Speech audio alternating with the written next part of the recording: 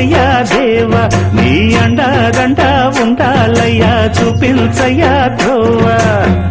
ఇంటి వంటలారగించి తొండమెత్తి దీవిల్చయ్యా తండ్రి వలె ఆదరించి తోడు నీడ అందిల్చయ్యా ఓ దండాలయ్యా ఉండాలయ్యా దయం చెయ్యా